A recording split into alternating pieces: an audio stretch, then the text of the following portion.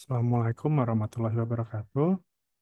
Selamat datang kembali di channel saya dan kali ini kita masih membahas mengenai PPh pasal 21 dan kita akan coba buat simulasi atau apa ya, berawal dari pertanyaan gitu ya.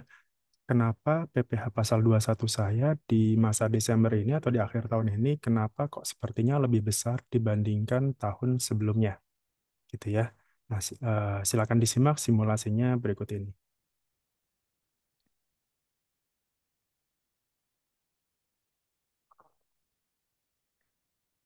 Oke, jadi di sini saya akan coba buat simulasi perhitungan PPh pasal 21 untuk masa Desember ya atau akhir tahun dibandingkan dengan tahun-tahun sebelumnya atau dibandingkan sebelum adanya aturan TER ini. Nah, kita asumsikan bahwa dia adalah seorang staf pajak, kemudian metode tunjangan PPh-nya non gross up, artinya dia gross, gajinya dipotong pajak, kemudian statusnya adalah PTKP-nya TK0, artinya dia belum menikah dan belum ada tanggungan misalkan. Nah, kemudian gaji pokoknya, asumsi penghasilannya hanya dari gaji pokok ya. Jadi asumsinya 8 juta, kemudian dia JKK JKM-nya ditanggung oleh perusahaan, BPJS juga sama ditanggung oleh perusahaan, nominalnya segini, misalkan preminya, kemudian tidak ada penambahan penghasilan lain di luar itu, artinya total penghasilan brutonya adalah sebesar 8 juta ditambah dengan premi asuransi. Di sini 8,3 juta sekian.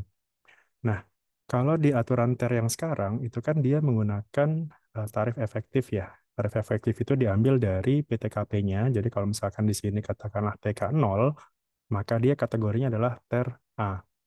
Dengan dia penghasilannya itu 8,3 juta, kalau di sini ya, di eh, ketentuannya, misalkan eh, di tabel TER ya, 8,3 itu berada di antara 7,5 sampai 8,5. Artinya dia mendapatkan tarif efektif sebesar 1,5%.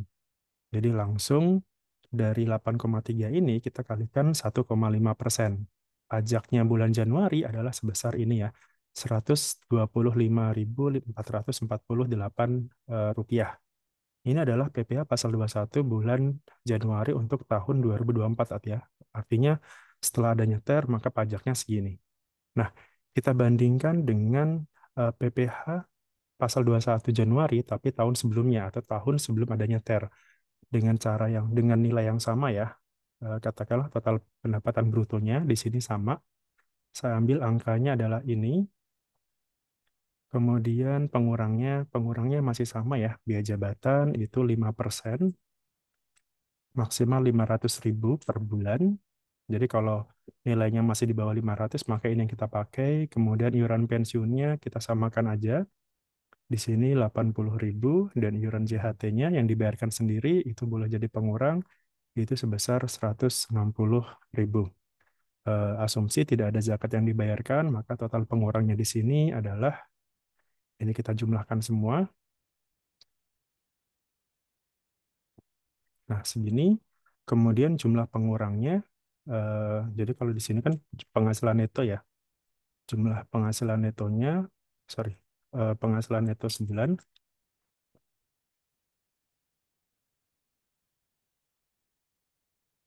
penghasilan neto sebulan berarti penghasilan bruto di sini kita kurangkan dengan pengurangnya. Nah, dari sebulan ini kita kalikan setahun ya. Setahun artinya kita asumsikan kita kalikan 12 bulan. Dia asumsinya adalah bekerja 12 bulan. Jadi sebelum adanya TER, pasal 21 itu sifatnya accrual, sifatnya pengakuan gitu. Jadi perkiraan kira-kira yang akan dipotong selama setahun itu kira-kira berapa. Nah, dari situ setelah ini penghasilan neto setahunnya diketahui, kita kurangkan dengan PTKP. PTKP-nya adalah tadi ya 50, karena dia TK0 maka kita ambil 54 juta.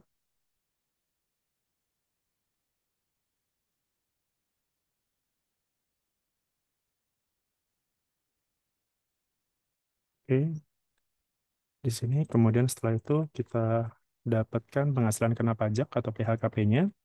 Nah, PHKP adalah penghasilan neto setahun dikurangi PTKP. Nah, hasilnya segini. Kemudian Oke, kemudian dari sini tinggal kita kalikan tarif ya. Ya, 21 terutang. Nah, penghasilan kena pajak itu kan mendapatkan ribuan ke bawah ya. Jadi yang 480-nya ini kita hilangkan. Biasanya kita pakai rumus rundown ya.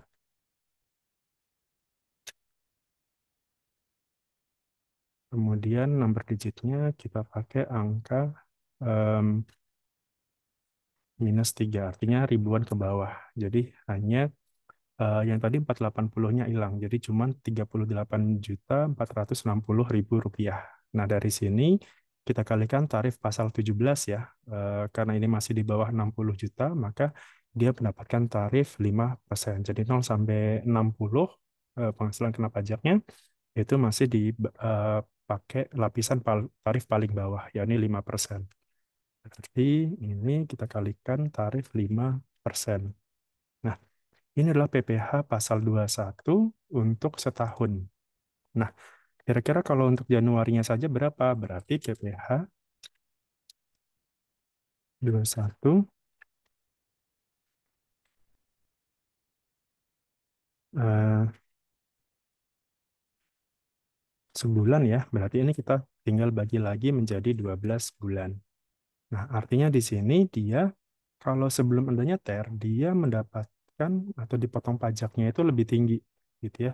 160.250 rupiah. Ini adalah PPh pasal 21 bulan Januari tahun sebelumnya atau sebelum adanya TER. Nah, dengan adanya TER itu dia turun di sini menjadi hanya 125.446 rupiah. Jadi perbandingannya seperti ini ya. Jadi kalau kita buat selisihnya berarti dia berkurang dibandingkan tahun lalu itu sebesar 34.000 sekian. Ini pengurangannya. Nah, tapi kemudian setelah di akhir tahun atau di masa Desember ya, angka ini pada dasarnya tetap sama. Jadi kalau di masa Desember atau di akhir tahun itu sebenarnya tidak ada perubahan penghitungan. Jadi pajaknya itu akan tetap sama di sini.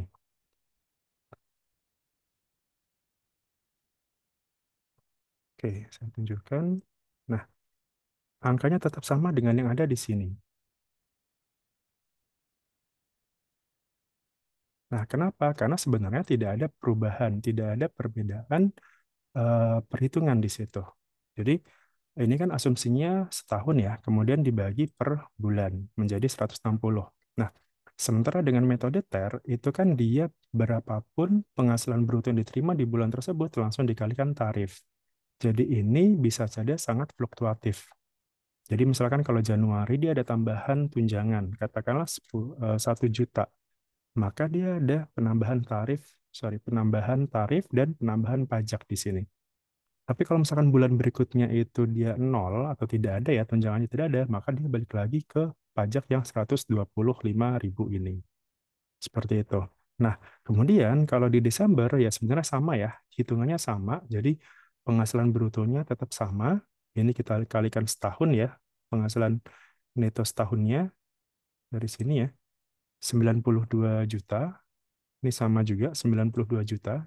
Jadi sama karena ini kan sebulan.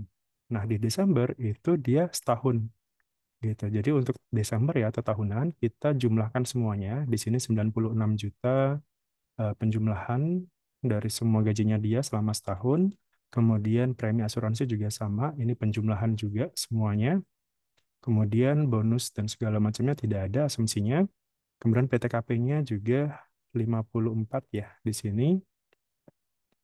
eh, Total penghasilan brutonya ya. Di sini 100 juta sekian, ini sama dengan yang tadi ya. Eh, Kalau di sini penghasilan bruto, berarti kalau ini kita kalikan setahun ya,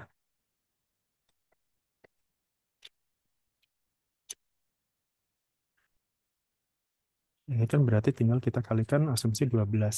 Nah, berarti kan 100, di sini 100 juga. Jadi sama ya, seperti ini. Nah, kemudian tadi ketemu penghasilan kena pajak sebesar ini 38 juta, 38 juta juga ya. Harusnya ini sama. Nah, seperti ini. Kemudian kita kalikan 5% gitu. Tarifnya seperti ini. Nah, pajaknya sendiri kan setahun itu PPh terutang ya, ini kan 1 juta, sorry yang ini ya. Nah, 1.923.000 ini sama. Nah, kemudian yang membedakan adalah karena Januari sampai November itu dia pakai TER ya. Jadi khusus untuk pagi tetap Januari sampai November itu dia pakai TER, maka kalau di rata-rata atau kalau dijumlahkan di sini ya, Januari sampai November itu pajaknya hanya sebesar yang sudah dipotong ya. Yang sudah dipotong itu hanya 1.396.928 sorry 8 rupiah. Ini adalah yang sudah dipotong dari Januari sampai November. Bandingkan misalkan katakanlah kalau tahun lalu dari Januari sampai November itu dia dipotongnya berarti ini kan berarti ini ya 160 ini tinggal kita kalikan 11 bulan. Artinya yang sudah dipotong tahun lalu sebelum adanya TER itu 1,7 juta. Sementara setelah adanya TER itu menjadi 1,3 juta. Hal ini membuat pajak di Desember itu lebih tinggi dibandingkan bulan-bulan sebelumnya. Jadi kalau di Desember, dari yang awalnya dari Januari sampai November cuma dipotong pajaknya 125.000, di Desember itu menjadi 543.000. Tapi sebenarnya secara hitungan setahun itu tetap sama, tidak ada kenaikan ataupun penurunan pajak sebenarnya. Jadi ini hanya masalah masalah apa ya, masalah accrual, masalah pengakuan saja. Kalau yang sekarang pasal 21 sekarang itu lebih ke cash basis ya. Jadi apa yang diterima di bulan tersebut itu dipajakinya di bulan tersebut juga. Sementara kalau tahun lalu itu masih menganut apa ya, semacam accrual ya, pengakuan. Jadi kira-kira setahun itu berapa sih pajaknya gitu ya? Kira-kira segini, kemudian perkiraan kalau dibagi per bulan itu berapa gitu. Jadi tahun lalu seperti itu ya, accrual. Nah, kalau sekarang dia lebih ke cash basis. Nah, itu yang membuat dia ketika Desember dia ada lonjakan kenaikan. Berarti di sini hampir berarti sekitar bahkan lebih 300 sekitar 300-an% ya. Eh, Misalkan ini kan berarti sekitar kalau di sini ya 400-an% kenaikannya gitu. Jadi lonjakannya lumayan. Itu pun kalau misalkan ternyata Desember tidak ada bonus. Kalau misalkan ternyata di Desember katakanlah kita pakai bonus gitu ya, kita ada bonus di akhir tahun, anggap aja 1 kali gaji misalkan bonusnya, maka itu akan membuat semakin besar pajak yang harus dipotong di bulan Desember. Seperti ini ya jadinya ya. Jadi yang awalnya tadi kalau tidak ada bonus itu sekitar 500-an ribu, sementara kalau bonus itu ditambah tadi ya 8 juta di sini bonusnya di bulan Desember, maka dia akan kurang bayarnya akan lebih tinggi. Tapi bagaimana kalau bonus itu dibagikan di bulan-bulan lain selain Desember, maka dia akan mengurangi pajaknya, mengurangi beban pajak di Desember. Asumsi katakanlah di November dia dapat bonus tadi ya, gaji pokok sebesar gaji pokok. Maka beban pajak di Desember itu menjadi lebih bayar atau lebih potong istilahnya. Kenapa? Karena yang sudah dipotong dari Januari sampai November itu sebesar 2,399 ini, sementara yang seharusnya, pajak yang terutang seharusnya itu hanya sebesar 2,303. Artinya dia ada kelebihan potong. Nah, ketika kelebihan potong, itu berarti perusahaan harus mengembalikan ke karyawan, dan bagi perusahaan itu boleh dikompensasi di SPT masanya ya, SPT masa 21-nya bagi perusahaan, itu boleh dikompensasi dengan pembayaran karyawan yang lainnya. Jadi katakanlah kalau karyawan yang lainnya itu ada, katakanlah karyawan total ada 10, yang 8 ini kurang potong kayak tadi ya, sementara yang 2 itu lebih potong, maka dia akan mengurangi yang 8 tadi. Gitu. Jadi secara total, misalkan harusnya dia bayar pajaknya itu 10 juta. Tapi karena ada yang lebih bayar atau lebih potong, maka yang 10 juta tadi berkurang dengan yang lebih potong ini, dikurangi dengan yang lebih potong ini. Untuk teknis pelaporannya seperti apa, nanti mungkin di next video. Nah itu tadi ya, kalau misalkan ternyata dia lebih potong. Jadi eh, apakah kemudian akan menjadi lebih baik, lebih potong atau kurang potong? yaitu kita kembalikan lagi ke perusahaan. Seperti apa? Jadi mungkin itu supaya karyawan nggak kaget ya, misalkan, loh kok tiba-tiba Desember pajak saya gede potongannya? Karena normalnya saja dengan gaji tidak ada perubahan sama sekali selama setahun, itu dia harus bayar atau harus dipotong ya sebesar ini, 543.000 ini. Apalagi kalau misalkan ternyata bonusnya di akhir tahun gitu. Tapi ya itu kembali lagi itu eh, apa kebijakan perusahaan masing-masing ya. Dan yang jelas harus dikomunikasikan dengan karyawannya, kok tiba-tiba gaji saya ini berkurang banyak ya, potongan pasal 21 saya banyak ya Desember ini ya. Karena ini tadi ya, karena dibandingkan tahun lalu, pajaknya itu dari Januari sampai November relatif lebih kecil. Tadi ya, selisihnya adalah sebesar 34.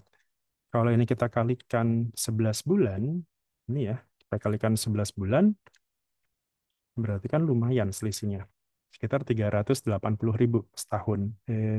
Dari Januari sampai November ya. Seperti itu. Jadi secara umum, balik lagi ya, tidak ada perubahan dari nominal pajak yang dibayarkan. Tidak ada perubahan perhitungan sebenarnya ketika kita ambil di masa Desember atau tahunan. Pajaknya tetap sama, 1,9 ini juga sama 1,9. Yang membedakan adalah kenapa kok bisa lebih tinggi, karena Januari sampai November itu dipotong pajaknya lebih rendah dibandingkan tahun sebelumnya.